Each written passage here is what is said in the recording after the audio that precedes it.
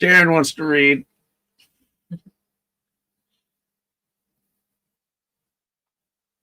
You're My favorite, the principle of polarity.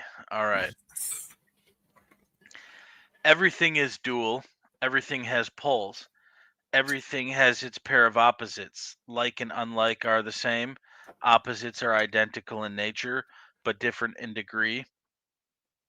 Extremes meet. All truths are but half truths. All paradoxes may be reconciled. The Kabbalion. This principle embodies the truth that everything is dual, everything has two poles, everything has its pair of opposites, all of which were old Hermetic axioms. It explains that paradoxes that have perplexed so many, which have been stated as follows: thesis and antithesis are identical in nature, but different in degree. Opposites are the same, differing only in degree. The pairs of opposites may be reconciled, extremes meet, everything is and isn't at the same time. All truths are but half truths.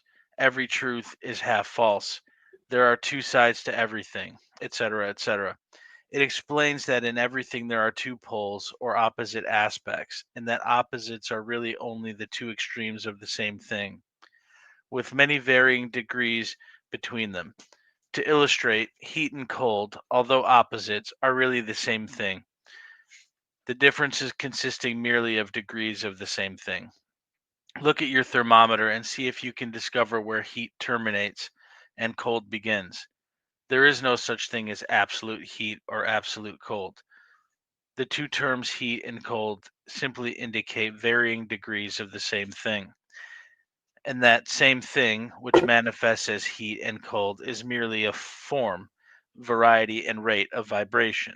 So heat and cold are simply two poles of that which we call heat, and the phenomena attendant thereupon are manifestations of the principle of polarity.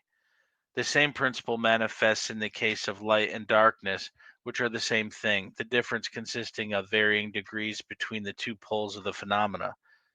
Where does darkness leave off and light begin?